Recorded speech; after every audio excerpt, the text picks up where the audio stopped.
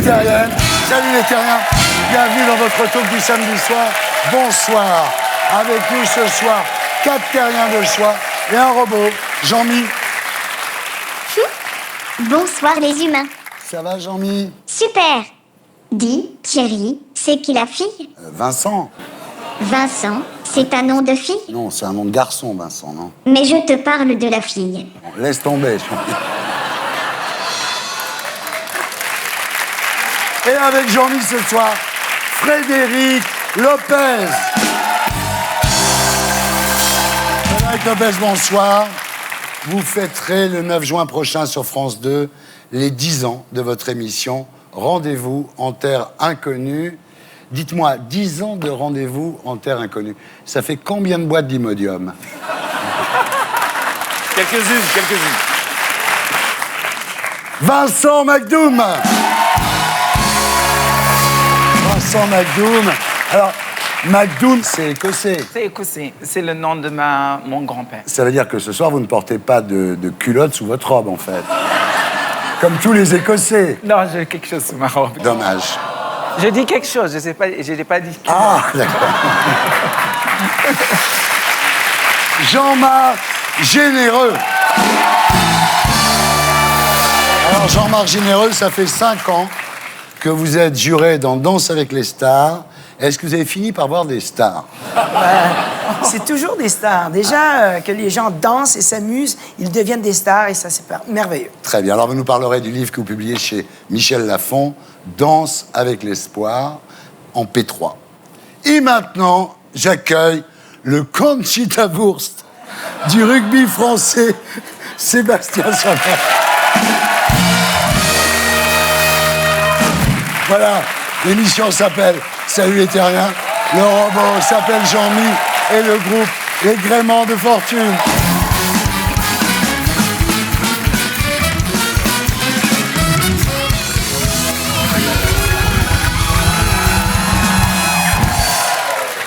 On reçoit qui en premier? Frédéric Lopez. Celui qui emmène les stars chez des sauvages au bout du monde? Oui, lui.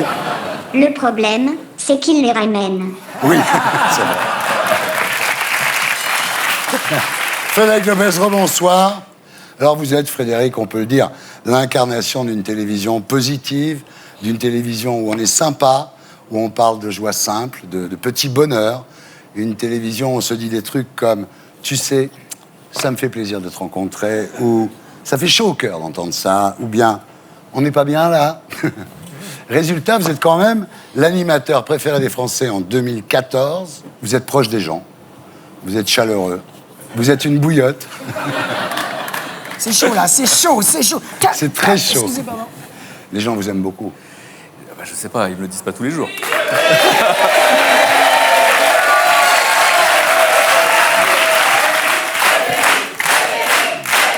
Je vous demande de vous arrêter.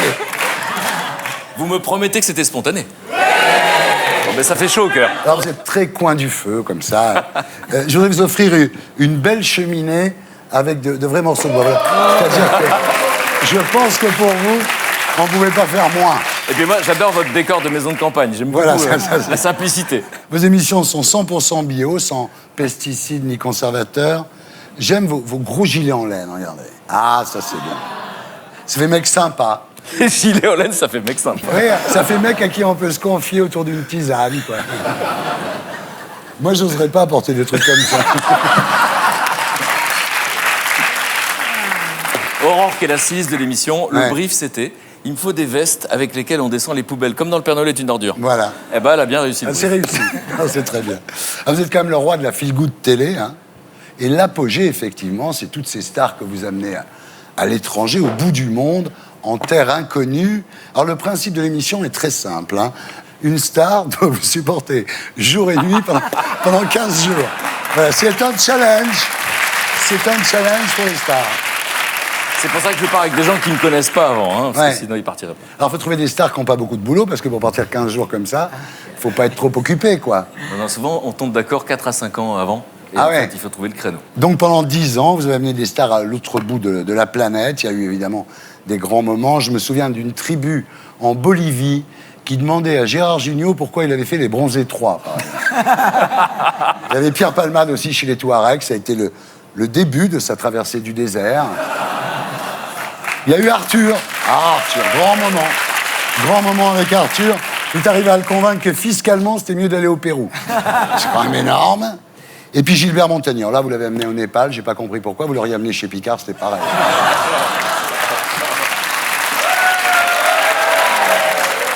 Il n'y a que Jean-François Copé que vous n'avez pas amené au bout du monde. Il voulait partir en Argentine, le temps que ça se tasse pour lui ici. Quel est celui que vous avez préféré emmener, ou celle? C'est vrai que j'ai vraiment une reconnaissance et une gratitude sincère envers ces gens qui me font confiance jusqu'au bout, parce qu'ils partent avec des gens qu'ils ne connaissent pas, mon équipe, voire des gens qu'ils ne connaissent pas, avec des vêtements qui ne sont pas les leurs. Ils savent pas ce qu'ils font le lendemain, ils savent pas ce qu'ils font dans l'heure qui suit. Donc c'est une paire de repères incroyable, c'est une marque de confiance hallucinante. Donc je leur suis reconnaissant. Après, vraiment sincèrement. C'est vrai, moi d'ailleurs. Vous m'avez jamais demandé, mais personnellement, je suis pas sûr que j'aurais accepté, même si vous m'aviez demandé. Non. J'aimerais bien vous voir dormir à la Belle Étoile. Hein. Ouais. Le public aussi. Alors, l'émission en plus très bien réalisée, le plus dur, c'est de couper les plans où les indigènes jouent à Candy Crush sur leur portable. Ça, oui, effectivement, c'est un peu bon. Mais sinon, c'est très bien. Alors, pour la soirée des 10 ans de France 2, vos équipes sont retournées dans les tribus. Il paraît qu'ils ont trouvé des gosses qui ressemblaient à Tim Seat, à Bruno Solo, à Deux Maisons, non, c'est vrai? 5 ans plus tard, c'était super troublant, effectivement. Alors, l'émission s'appelle Retour en Terre Inconnue. C'est le 9 juin sur France 2, en prime time. On regarde à quoi ça ressemble. Ah, il y a tout le monde.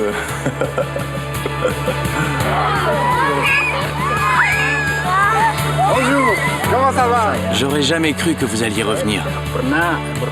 Quand je t'ai vu ici, je me suis dit, c'est incroyable. Il est là. C'est super dur. Impossible. Oui, c'est On s'est attaché. Tu sais, j'ai été très triste quand ils sont partis. J'ai mis du temps à m'en remettre.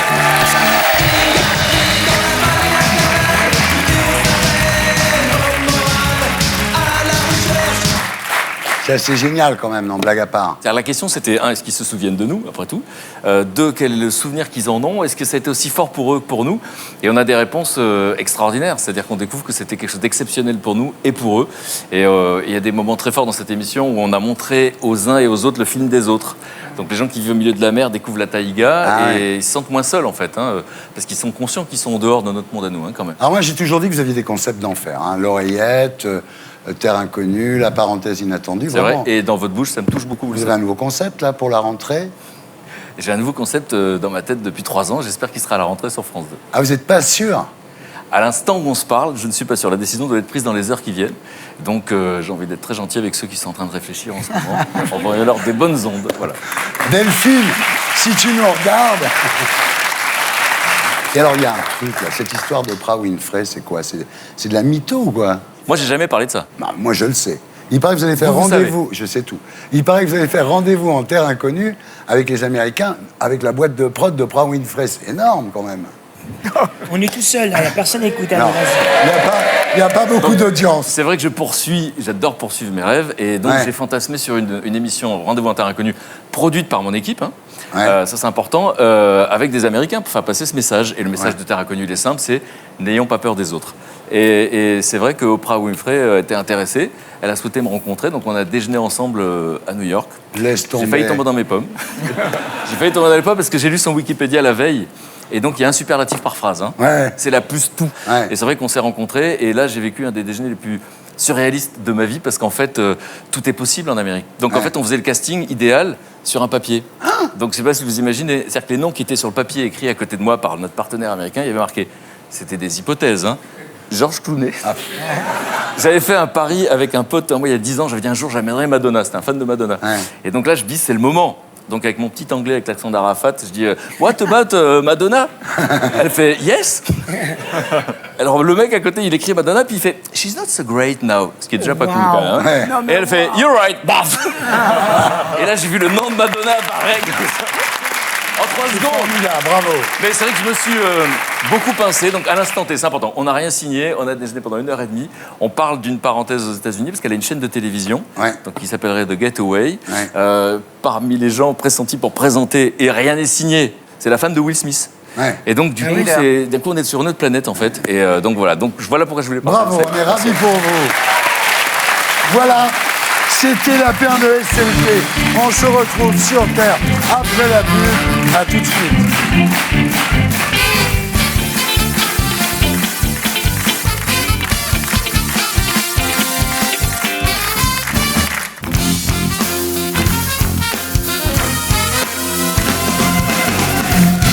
Rebonsoir les terriens, rebonsoir les terriens. Nous sommes de retour sur Terre, toujours en compagnie de Frédéric Lopez, de Jean-Marc Généreux, de Vincent Macdoum, de Sébastien Chabal et de Jean-Mi. Jean-Mi? On reçoit qui maintenant? Sébastien Chabal. Le joueur de rugby? Non, le prof de maths, connard. Ah oui, c'est vrai. L'humour humain. C'est de l'humour humain.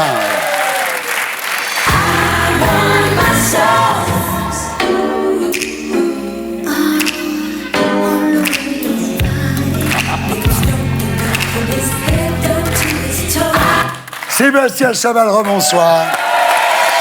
Alors, je devrais dire collègue, rebonsoir, puisque vous rejoignez la grande famille de Canal. Comme consultant rugby, vous couvrirez la Coupe du Monde à partir du 18 septembre prochain et, évidemment, ensuite toutes les saisons du Top 14. Bravo. Sébastien Chabal est sur Canal. On est très contents. Le seul problème, c'est qu'il faut aller à la cantine avant vous, quoi. Parce que... Sébastien Chabal, c'est combien de viande crue par jour? Ça doit être 500-600 grammes de viande par jour. Ouais. Ah ouais, quand même. Il faut nourrir la bête. Hein. Alors, vous verrez, c'est très sympa, Canal. Alors, il y a jour de rugby, d'abord, évidemment, dans lequel vous serez. Ensuite, il y a jour de foot et après, il y a jour de porno. C'est une chaîne très, très sympa. Moi, j'aime beaucoup. Je suis depuis 10 ans. Alors, l'avantage pour vous, en arrivant à Canal, c'est que personne ne va oser vous bisuter, en tous les cas. En tous les cas, pas moi. Vous mesurez 1m91, hein? C'est ça. Pour 106 kilos. Ouais, on est plus près de 120. 120, ouais. En fait, vous pourriez présenter Money Drop.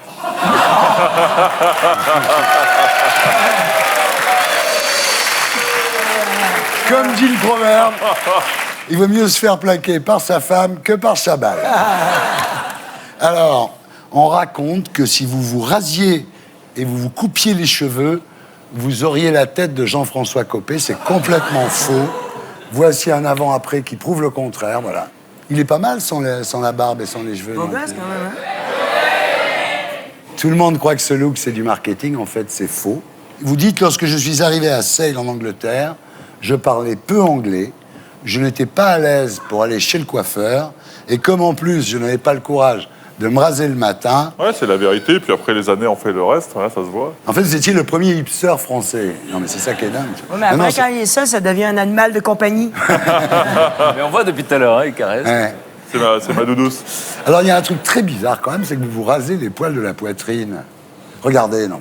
C'est quoi, là? Ça fait C'est que gladiateur. j'en ai pas, j'ai des poils là où il faut avoir des poils, et ailleurs, j'en ai pas. Ah, mais c'est parce que vous n'en avez pas, vous les rasez Non, pas. non, Ah ouais. non. Tu vois la bête, là, quand même. Ouais. Elle ressemble plus à ça, la bête. Hein, Intéressant. Mais nous, on n'a jamais été comme ça. Ouais. Gadini. Alors évidemment, la Chabalmania, c'est le look, mais c'est aussi le jeu. Pour vous, pour marquer un essai, le plus simple, c'était de prendre le ballon et d'aller tout droit en marchant sur tout le monde. On regarde.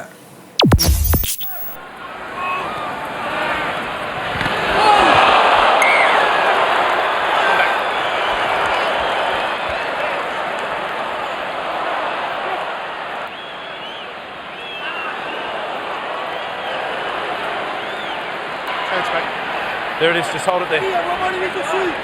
End again, steady and straight.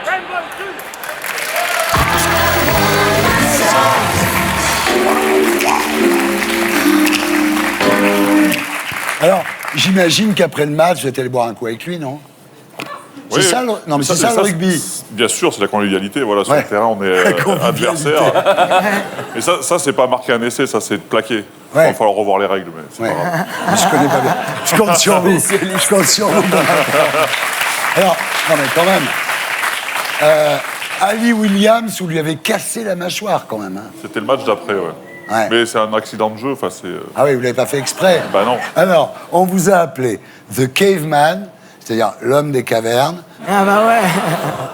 On vous a aussi appelé la bête française, le lion de mer, Attila, Jésus, Rasputin, le taureau, l'homme de Cro-Magnon, Hannibal Lecter, ça c'est les guignols, Cartouche et l'anesthésiste.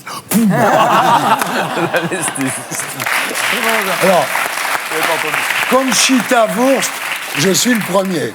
Mais parce qu'on est loin, je suis protégé. Non mais la Chabalmania, ça a quand même été un phénomène énorme. Moi je me souviens d'une époque où Alain Chabat se faisait appeler Alain Chabal pour faire plus viril. Je jure, non mais on m'appelle souvent Alain Chabal. Et voilà, Alain Chabal. En 2009, vous êtes classé sportif préféré des Français. C'est exact.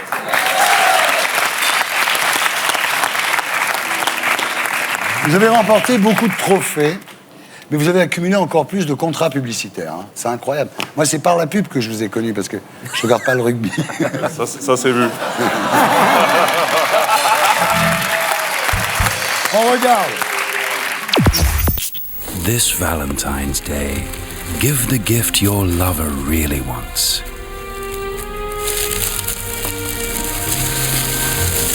Introducing Chabal Bear.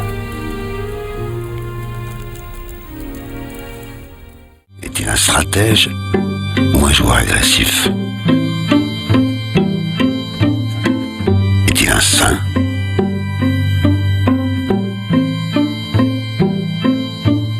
ou pas? Est-il un bluffeur ou tout ça à la fois?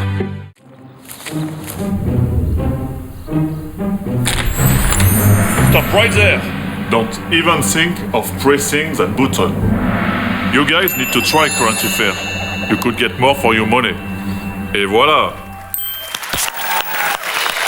Alors, vous avez déclaré après toutes ces pubs, j'étais devenu une sorte d'homme sandwich, un visage interchangeable qui incarnait un produit après un autre sans la moindre cohérence. Ça vous avez fait trop de la pub? En tout cas, j'ai toujours choisi ce que je faisais. Ouais. J'ai jamais fait ça pour l'argent. Ouais. Bien sûr qu'on gagne de l'argent, ça met un peu de beurre dans les épinards. Ouais. Mais j'ai fait des trucs pour 10 balles et des trucs pour beaucoup plus d'argent. Ouais. C'était vraiment les hommes que je rencontrais. C'est souvent ça. Enfin, je vous ai rencontrés, j'ai accepté de venir et puis voilà, on passe un bon moment. Vous avez bien raison. C'est super. Vous avez bien raison. Alors, tout ça, c'est fini maintenant. Vous êtes sur Canal et il y a votre jubilé à Gerland le 4 juillet, donc... J'organise mon jubilé avec Lionel Nallet et on avait envie, lui arrête cette année, moi j'ai arrêté la saison dernière, et on avait envie de faire une dernière fête et de rassembler tous les copains et tous les adversaires, voilà, même ceux qu'on a vus sur la vidéo. Alors il y a un truc que j'ai pas dit, qui va faire plaisir à Frédéric, faire plaisir à Jean-Marc, à Vincent, à moi, c'est qu'en fait, je vais venger là tous les mecs moins bien gaulés que vous, c'est-à-dire que en fait, vous avez peur des araignées et des fantômes. Ça, c'est plaisant. Ouais, il faut bien avoir quelques phobies. Les araignées, c'est pas ma passion. Et toutes les histoires voilà, de fantômes, un peu d'esprit et tout ça, ça me passionne. Je préfère m'éloigner, ou quand il y a des émissions, je les regarde pas, parce qu'après, ça me fait cogiter. La nuit, ça m'inquiète un peu, ouais. Voilà, donc c'est un truc pour l'avoir, c'est de se mettre un drap blanc, de s'habiller en fantôme. Et il s'en va. Jean-Mi. J'ai un point commun avec Chabal. Nous sortons tous les deux de l'usine. Oui. Moi, je faisais les 3-8 à l'usine, j'étais tourneur-fraiseur, et j'étais très heureux dans ma vie. Et voilà, ce que je disais tout à l'heure, j'ai croisé des gens, il y a des personnes qui m'ont guidé, qui m'ont orienté, qui m'ont dit de les suivre. Aujourd'hui, je sais et j'ai conscience que je suis un privilégié d'avoir vécu 16 saisons au plus haut niveau et d'avoir vécu des Coupes du Monde, jouer en équipe de France, jouer dans des grands clubs, côtoyer des grands joueurs. C'est un privilège. Vous l'emmèneriez chez les Pygmées, vous? J'en rêve. Eh ben, faites-le, proposez-lui. Ah, faites-le, c'est lui qui doit décider. Vous iriez chez les Pygmées? Alors, je pense avoir vu toutes les émissions. Je pense toutes les avoir vues. Et ça parle à tout le monde. Non, mais bien sûr, on en a parlé avec plaisir, avec plaisir. Ouais!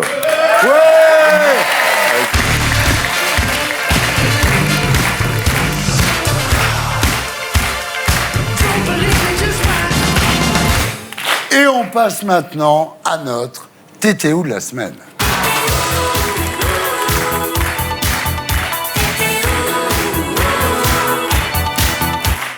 Vincent Macdoum, rebonsoir. Alors d'abord, Vincent, vous avez déclaré en 2010 dans le magazine Entrevue, si je devais faire l'amour à un mec, ce serait Sébastien Chabal, sans aucune hésitation. Sans savoir que quelques années plus tard, on peut tourner. Allez-y, parlez-vous, faites connaissance, parlez entre vous. Alors, voilà. Merci.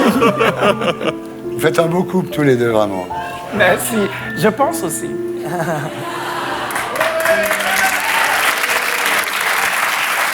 Sébastien, en troisième mi-temps. Va falloir que je l'imagine d'abord. Non, je ne suis pas une casse-croûte de troisième mi-temps. Ah là, ouais. Je suis Bon, alors Vincent, vous dites, je ne suis ni homosexuel, ni hétérosexuel, je suis sexuel. Effectivement. Belle phrase, belle phrase, belle phrase. Un garçon aux cheveux longs ou une fille en pantalon, c'est là la question. Alors, vous vivez comment, vous? Comme une fille ou comme un garçon? Je ne vis pas comme une fille et je ne vis pas comme un garçon. Je ne souhaite pas être une femme non plus. La chose, c'est une fille porte un pantalon. Je ne vois pas pourquoi je ne peux pas porter une robe. C'est très beau. Je vois pas. Toujours pour comprendre, quand vous arrivez dans un restaurant, par exemple, vous allez aux toilettes des filles ou aux toilettes des garçons? C'est plus facile d'aller dans les toilettes des femmes, en fait, parce que c'est plus propre. Ouais. Alors, vous qui êtes une spécialiste, disons, peut-être vous allez pouvoir m'aider, est-ce que vous avez compris pourquoi en France, on dit une couille et un testicule? Pourquoi? Moi, je préfère dire des roubignoles.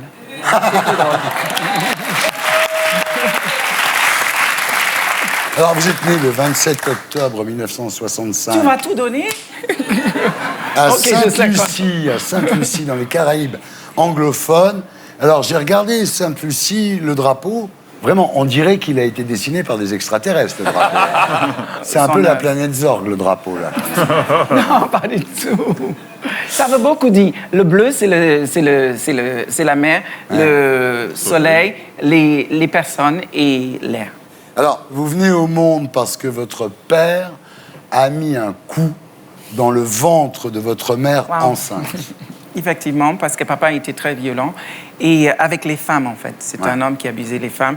Et ma mère, elle était 7 mois enceinte et ils ont eu une querelle.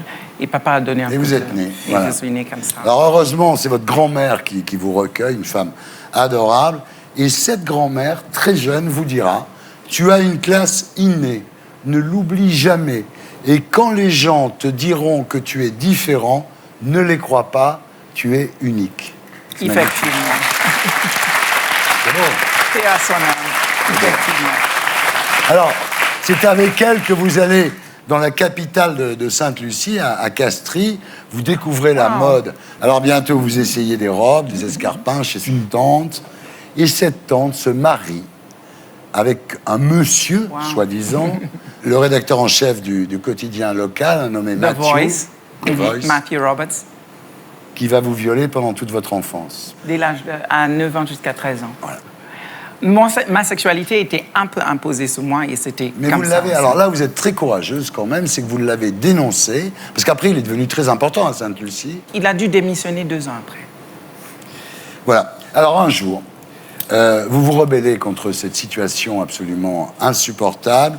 Vous partez chez une autre tante, vous avez beaucoup de tantes, dans la capitale, et là, vous découvrez la disco, les homos et le boulot.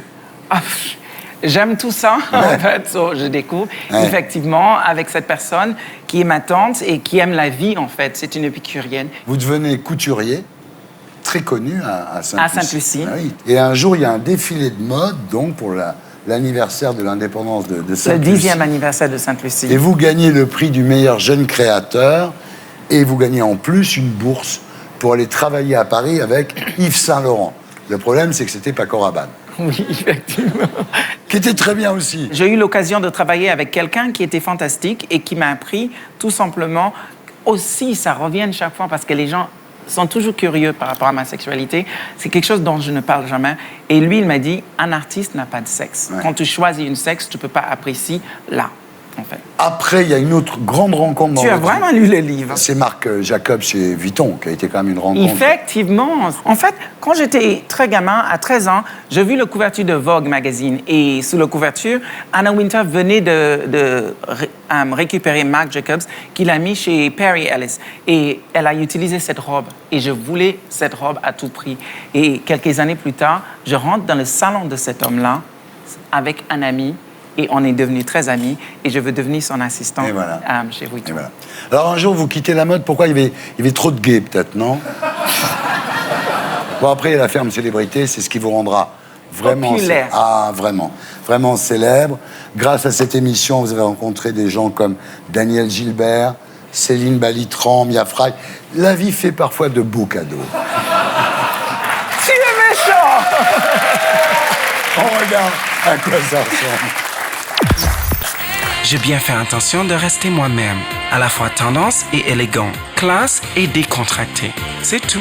Pour terminer, j'ajoute que l'abus des talons hauts n'a jamais nui à la santé. Et qu'un homme avec des chaussures vertes, ça peut être aussi joli qu'une fleur. Hilario qui m'a demandé, mais pourquoi tu as porté les chaussures vertes? Je dis, parce que c'est une rose. Les chaussures, c'est une tige et moi, je suis la rose. Alors, vous êtes resté en contact avec certaines bêtes de la ferme, j'imagine, Evangélie, non? Massimo Gardia. Elle est gentille. Oui, on rigole. Alors là, vous devenez une star, évidemment. Et Jean-Luc Delarue vous propose de remplacer Evelyne Thomas dans C'est mon choix. Et là, c'est le drame.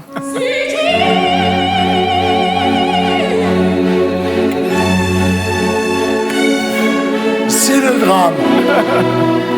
C'est le drame. Vous refusez de prendre la place d'Evelyne Thomas. Vous refusez de prendre la place de quelqu'un d'autre, c'est beau. Non, elle le faisait très bien, son travail, et je ne vois pas pourquoi. Et Evelyne était une amie à moi. So, je ne pouvais pas faire ça. Je suis quelqu'un de très intègre, et je reste là. Trop. Peut-être. Alors, Vincent, après quelques années de télé-réalité, vous revenez avec un film intitulé Kickback, qui sort en e-cinéma. Alors, le pitch... C'est une psy qui veut retrouver 50 millions d'euros, c'est ça, hein? Ce qui se passe, c'est 50 millions d'euros disparaissent. Voilà. Et ça plonge tous les personnages du film dans cette spirale infernale de trahison, de mensonges, de corruption. Mais parmi ça, il y a une fleur. Évidemment, le personnage de Josépha, mais qui s'en fout de l'argent.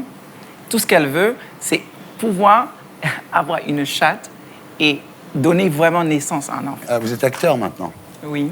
Je pris plaisir. Oui. Alors, on va faire un truc, là. Vous allez me jouer le rôle d'un hétéro. Oh, OK. Dites-moi, Thierry, si t'es pas content, je vais te casser la gueule. Mais Thierry, tu me fais chier, là, tu vois. Comment? Je viens vers toi et je te casse la gueule. Oh, non, non. Et voilà, on passe maintenant au dossier de la semaine avec l'édito de Blacko. Et c'est le cofondateur de Mediapart, Laurent Mauduit, que nous accueillerons sur ce plateau après le Magnéto. Ce soir, nous poserons la question audiovisuel public, petit arrangement entre amis.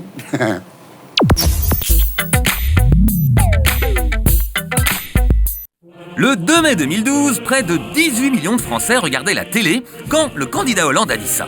Moi, président de la République, je n'aurai pas la prétention de nommer les directeurs des chaînes de télévision publiques.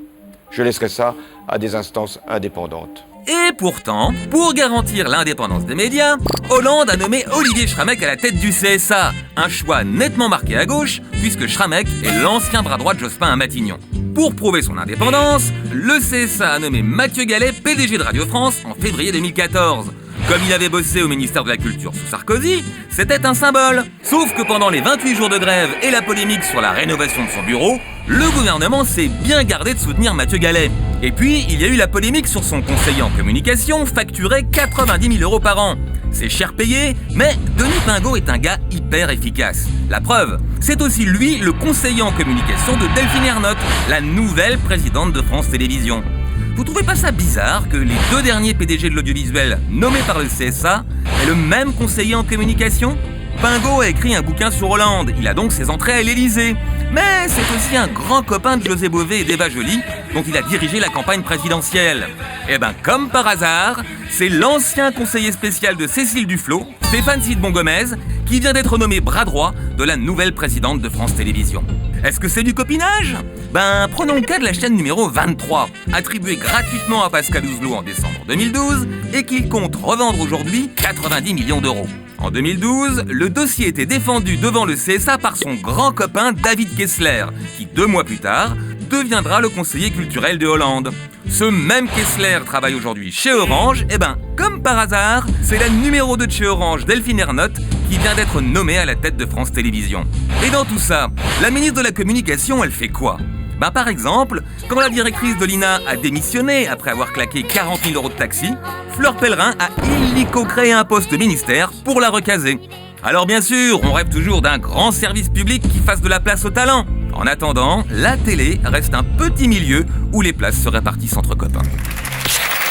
Voilà, c'était l'édito de Blacko, mise en image de Julien Grappe.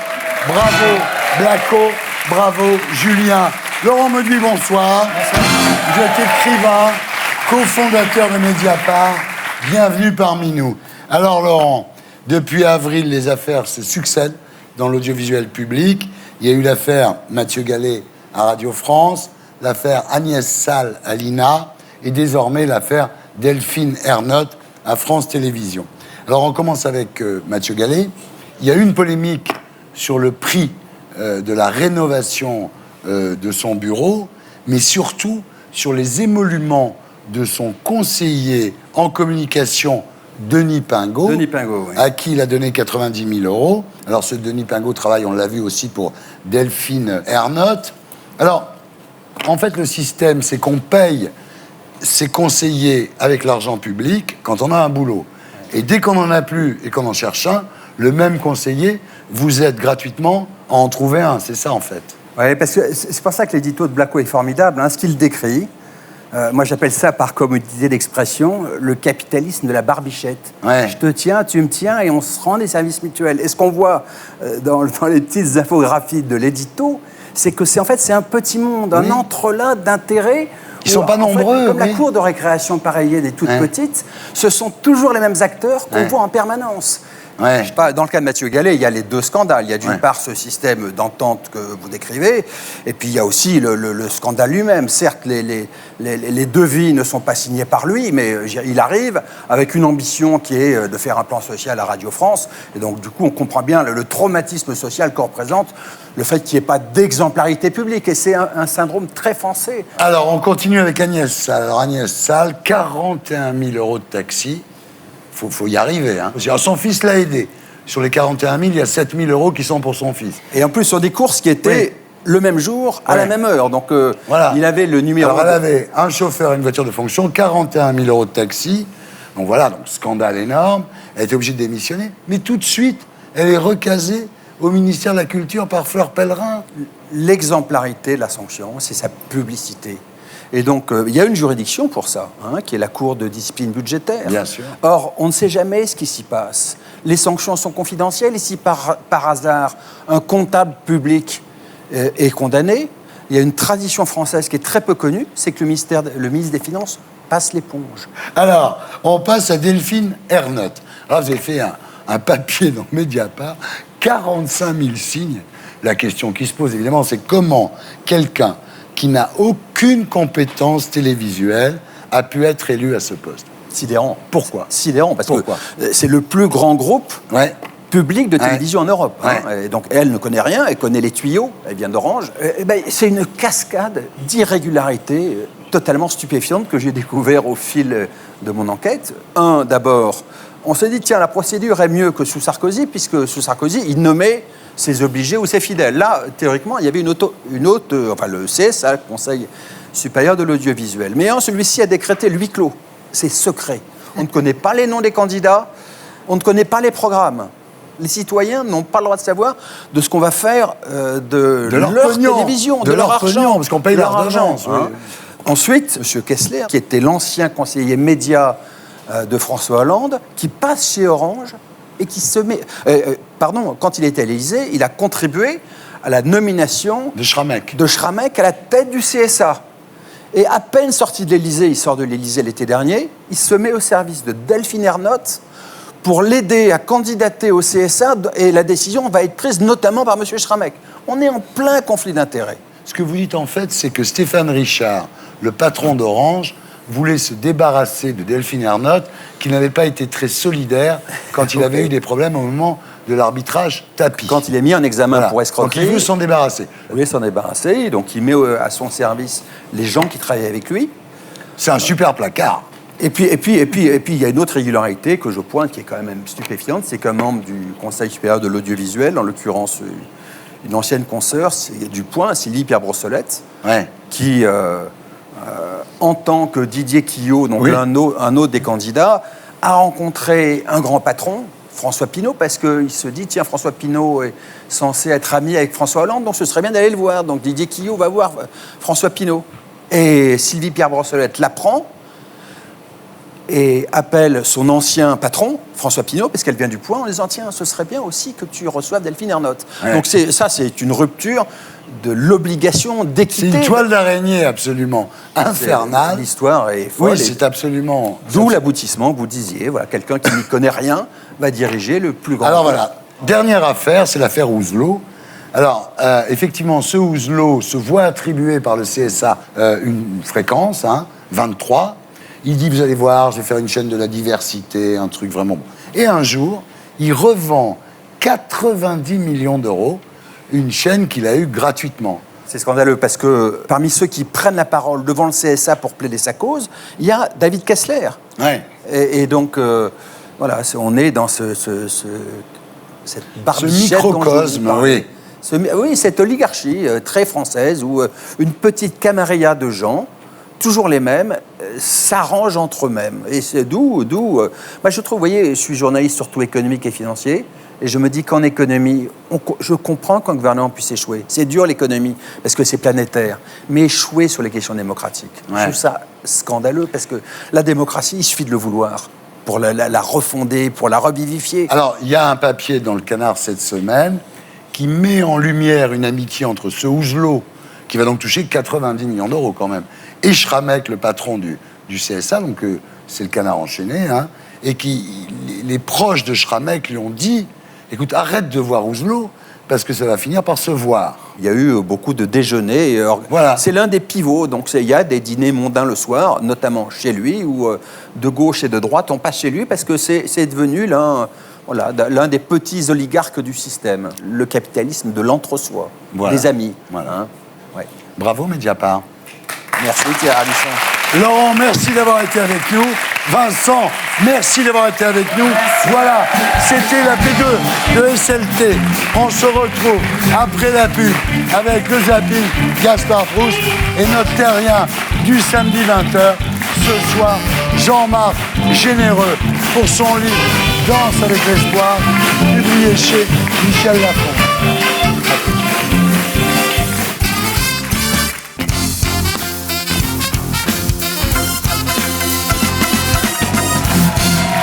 Bonsoir les terriens, bonsoir les terriens. Nous sommes de retour sur Terre, toujours en compagnie de Frédéric Lopez, de Jean-Marc Généreux, de Sébastien Chabal et de Jean-Mi. Jean-Marc Généreux, bonsoir.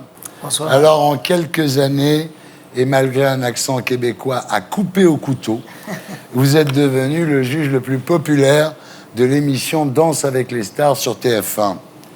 Alors aujourd'hui, vous publiez Danse avec l'espoir chez Michel Lafon, un livre où vous racontez l'incroyable histoire d'amour qui vous lie à votre femme depuis l'âge de 9 ans et la maladie dégénérative dont est atteinte votre fille Francesca. On en parle à 20h. Dans un instant, Gaspard Proust, mais d'abord, le zapping. C'était le zapping. Et maintenant, j'accueille Gaspard Proust pour Elle est pas belle, la vie.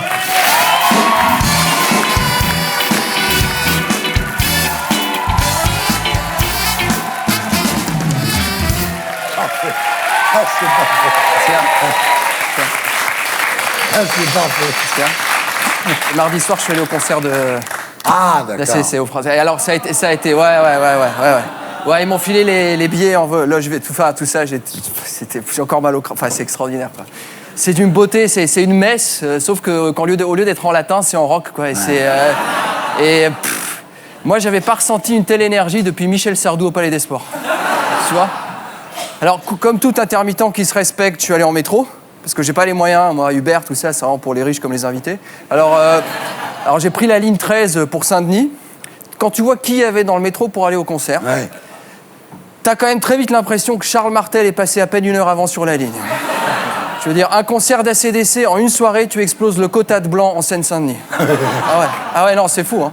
Clairement, si tu cherches un endroit où règne la mixité, la parité, le vivre ensemble, faut pas aller à un concert d'ACDC. Mais en même temps, j'ai envie de dire, du coup, qu'est-ce que c'était bien, quoi. Alors, sinon, quoi d'autre dans l'actu cette semaine? Éducation nationale, alors bon, Valls est passé en force avec sa réforme. Ouais. Valls, on ne sait pas pourquoi, mais en ce moment, il est fasciné par les questions scolaires. Ouais. Depuis que Najat gère la boutique, le mec, c'est un passionné. Autant avec Payon, il en avait rien à foutre, mais depuis qu'elle est là, tu vois, je pense que le soir, il repasse le brevet des collèges, juste pour... tu sais,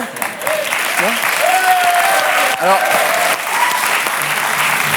moi, je veux pas juger. Non, qu'il la couvre, Najat, c'est normal. Après tout, c'est une enfant. Lui, c'est l'intellectuel du gouvernement. Enfin, c'est ce rapport prof-élève. Il fait du soutien scolaire. C'est... You know, everything's okay. Et depuis, c'est normal. Depuis 2 ans, il fait des discours. Alors forcément, il s'est découvert une âme d'intellectuel. Ouais. Ah oui, maintenant, Valls, il arrive à lire Le Parisien d'une traite sans dictionnaire. Hein. Ouais. Je te jure.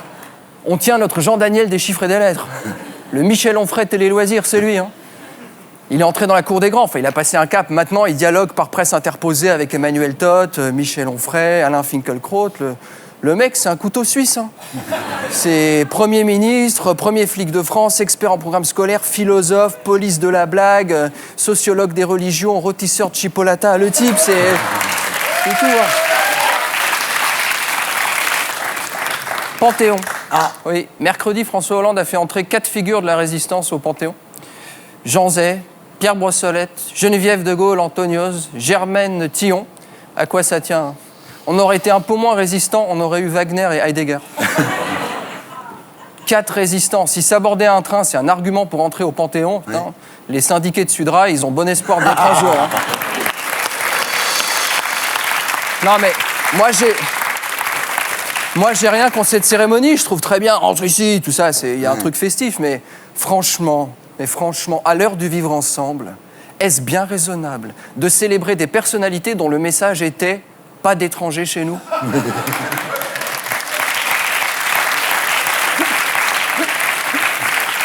Hein? Puis bon, faire entrer des résistants au Panthéon, on a enfin trouvé des femmes éligibles à la parité parce qu'ils sont entrés 2 par 2, 2 femmes, 2 hommes. Ouais. Après, il faut voir les conditions. Alors moi, je me suis penché sur les CV. Alors, Jean Zay, mort en 44. Pierre Brossolette, mort en 44. Geneviève de Gaulle, Antoniose, morte en 2002. Germaine Tillon, morte en 2008. Ça va, les filles, tranquille? Non, mais... Diams. Ah. Ouais, parlons d'un sujet plus léger. Alors, le retour médiatique de Diams, tu sais, la meuf qui s'est reconvertie, tu sais, c'est la nouvelle égérie que Decathlon a choisie pour ses tantes Quechua. Non, mais c'est... Elle portait... bon, tu vois, elle porte un modèle vert de gris, mais tu sens que c'est assez fin. Tu sens que c'est vraiment pas une tente 4 saisons, quoi, tu vois. Non, moi, j'ai vu la finesse du tissu, je dirais que c'est plutôt pour l'été, en milieu sec. Enfin, moi, j'irais pas dormir là-dedans au col sud de l'Everest, tu vois. Et moi, ce que j'ai trouvé malin dans son interview, c'est qu'elle en parle jamais. Tu sais, elle fait du placement de produits. Elle te parle de Charlie Hebdo, religion, trucs qui n'ont rien à voir avec le camping et le scoutisme. Et pourtant, tu vois que la tente, tu vois. Non mais... Et puis elle a dit, ouais, moi je représente la partie modérée, moi, je suis modérée. Elle s'habille à la dernière mode de Riyad, c'est bien connu, hein, là-bas. T'es arrivé en Arabie Saoudite, tout de suite tu dis, waouh, Ibiza, tu vois, c'est... Non, elle a osé dire, ouais, moi je suis une modérée. En gros, là, devant vous, vous avez un mix entre Martin Luther King et Gandhi, mais attention, il y a vraiment des folles, hein, il y a vraiment des meufs... Bon, maintenant, d'ailleurs, on veut plus qu'on l'appelle Diams, elle a changé, ouais, maintenant c'est Diams, c'est le Bouletti. C'est peut-être un peu... Non, mais je sens que... Moi, je dis pas que l'interview était pas intéressante. Hein. Elle dit que maintenant qu'elle a trouvé Dieu, par exemple, et ça se respecte, elle est heureuse juste en regardant une fleur toute la journée. Ah oui. Ça doit être quelque chose, hein, sa vie. Hein. Putain, imagine, tu rentres chez elle, la meuf, elle est là, devant un pot de bégonia, et elle kiffe. Tu sais, elle est comme ça.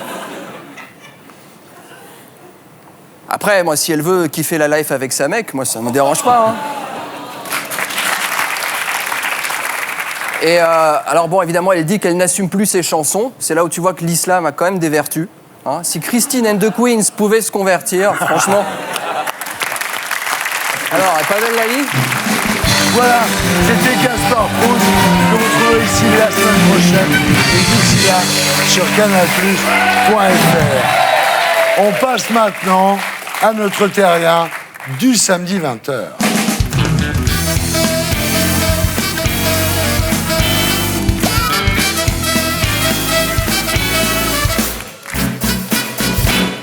Alors Jean-Marc Généreux, bonsoir.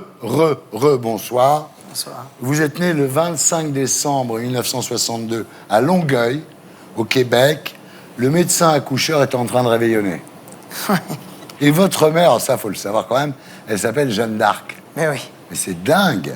Alors vous avez 9 ans quand un jour vous raccompagnez une copine d'école chez elle et au moment où la porte s'ouvre, vous découvrez France. Alors c'est le coup de foudre immédiat. Hein. C'est vraiment love at first sight. Vous êtes littéralement foudroyé par sa beauté. Et là, vous dites, c'est la femme de ma vie. Ouais, mais je suis un homme de vision, quoi. Alors à la rentrée, France est dans la même classe que vous. Malheureusement, le coup de foudre n'est pas partagé. Hein. Ouais, non. Allez comprendre. Un jour, France s'inscrit à un cours de danse le samedi. Alors là, c'est la bonne occasion pour vous rapprocher d'elle. Vous en parlez à vos parents. Évidemment, votre père est furieux. Il vous dit « Mon fils est une fifi ». Alors, ce qu'il faut savoir, c'est qu'au Québec, « Mon fils est une fifi », ça veut dire « Mon fils est une tapette ». Papa, il pouvait pas se tromper plus que ça. Voilà. Heureusement, Jeanne d'Arc vole à votre secours, grâce à Dieu. Et Jeanne d'Arc vous donne l'argent pour l'inscription au cours de danse. Voilà. Oui. Alors, votre père mettra quand même 6 ans avant de venir vous voir danser. Hein. Oui, il ne voulait pas valider du tout. Alors, vous avez 11 ans quand vous disputez votre première compétition en binôme avec une fille qui s'appelle Chantal. Vous gagnez la compétition. C'est le deuxième coup de foudre de votre vie. Vous devenez amoureux de la danse. J'avais entendu les premières notes de cette musique et après, je flottais. J'entendais pas le titre. J'entendais que le rythme et je faisais de la musique avec mon corps. Ouais.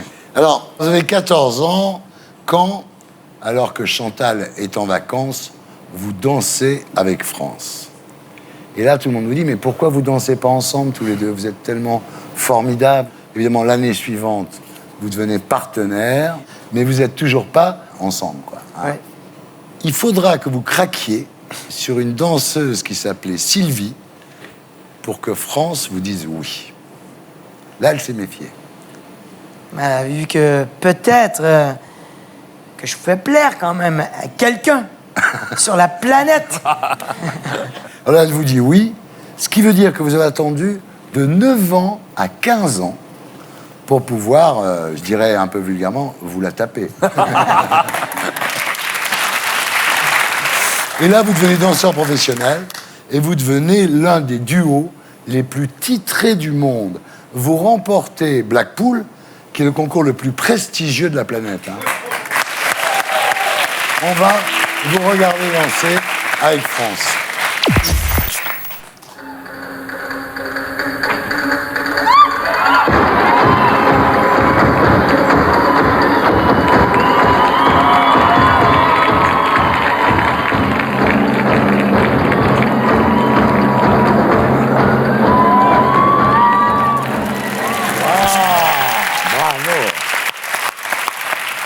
Ça assure, hein. Ça assure. Alors voilà, il y a la danse, puis il y a la télé. D'abord avec l'émission canadienne Do You Think You Can Dance?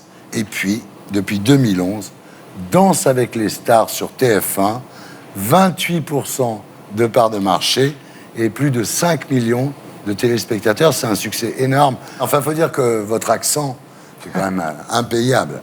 Et votre gimmick, j'achète. On essaye. Et ça, j'achète. Ils sont là. Ils sont là. Voilà. Alors ça, c'est tout ce qu'on sait de vous. Et puis il y a Francesca. En 1998, France et vous décidez d'arrêter la compétition et vous devenez juge dans les plus grands championnats du monde. Et là, vous donnez une petite sœur à Jean-Francis, qui a 3 ans à l'époque, et vous l'appelez Francesca.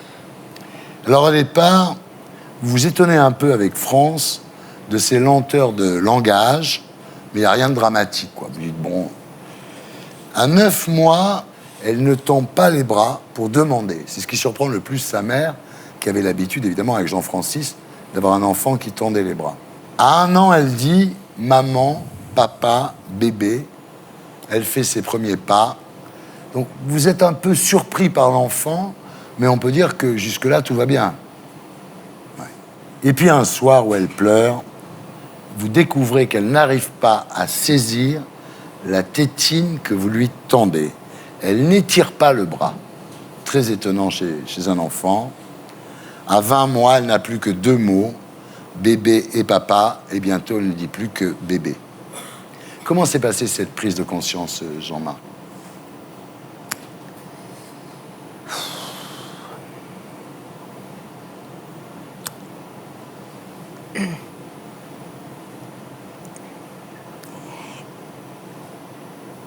C'est pas facile. C'est vraiment pas facile d'en parler. C'était beaucoup plus facile d'écrire, pour te dire. Ouais, je comprends. Parce que, tu vois, pour moi, écrire, c'était cette thérapie. Et je revivais chaque moment intensément et je corroborais les faits avec France. Puis après, je le faisais l'introspection parce que il fallait que ce soit un peu de ma voix ça sortait. Et puis, et donc, on ne vit pas bien. Hein? On se demande toujours la question, pourquoi nous? Ouais. J'ai rien fait de mal. J'ai aimé une femme depuis l'âge de 9 ans. Et puis, tu te dis, mais pourquoi? Et donc, c'est ça. C'était beaucoup plus facile. C'est beaucoup plus facile d'écrire. Faut pas que j'aille trop là. Bien sûr. Et puis un jour, effectivement, le verdict tombe. Francesca est atteinte du syndrome de Rett. C'est une maladie génétique rare qui atteint les filles entre 1 et 4 ans et qui se traduit par un trouble grave du développement du système nerveux central. C'est une maladie évolutive qui entraîne de grands retards psychomoteurs et l'arrêt de la croissance cérébrale. Ce qui explique effectivement que de 3 mots, elle est passée à 2, puis à 1, puis à plus rien. Là, vous entrez dans un trou noir. Combien de temps va durer ce trou noir? Dans tout cela, pour moi, ce que je retiens, c'est ma femme. Ouais. Elle a assuré. Elle, moi, c'est 5 semaines. Elle, c'est 5 minutes. Vous sortirez de votre torpeur, effectivement, 5 semaines plus tard, et vous décidez, c'est ça, c'est génial, vous décidez de devenir le super papa. C'est l'engagement. C'est là l'essence même d'un couple. Elle n'avait pas marié une loque humaine, ma femme, et puis les enfants ne décident pas d'arriver ici. Ouais. On provoque ce déclenchement de la nature et je l'assumais plus. Alors aujourd'hui, Francesca grandit dans un fauteuil roulant, elle ne parle plus. Il ne lui reste que ses yeux bleus qui sont magnifiques. Et vous dites des yeux qui scintillent quand on l'appelle par son prénom et qu'on lui fait des câlins. Magnifique petite fille. Elle est heureuse. Ouais.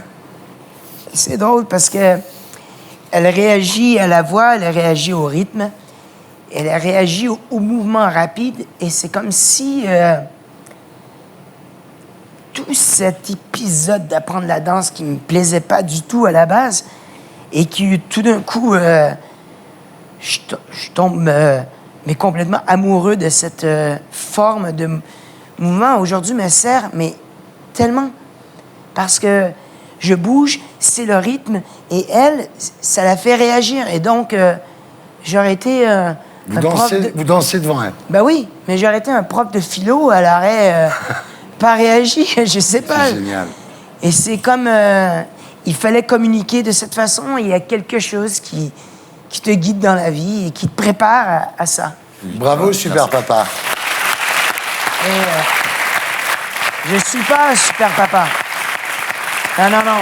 Je suis loin d'être un super papa, je suis un papa. Ouais. Et dans tout ça, moi, ce qui est important de faire le récit, c'est que si je peux inspirer d'autres papas sur toutes sortes de niveaux, ou un ami qui a un papa ou une maman, un enfant qui est dans le besoin, c'est au-delà de tout ça. Il y a un mot qu'il faut que les gens retiennent, c'est espoir. Et c'est tout. Et voilà, Danse avec l'espoir, chez Michel Lafon.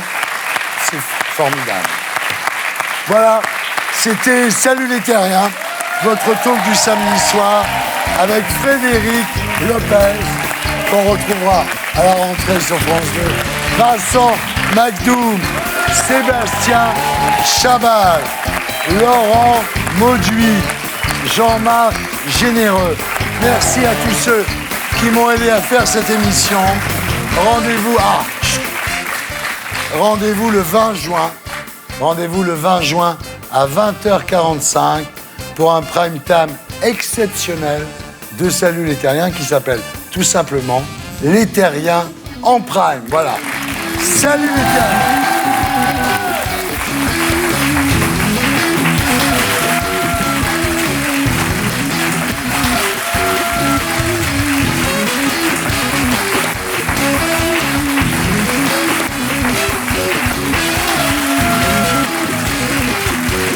Coupé. Et pour être sûr de ne rien rater de Inarditube, abonnez-vous et mettez un pouce bleu.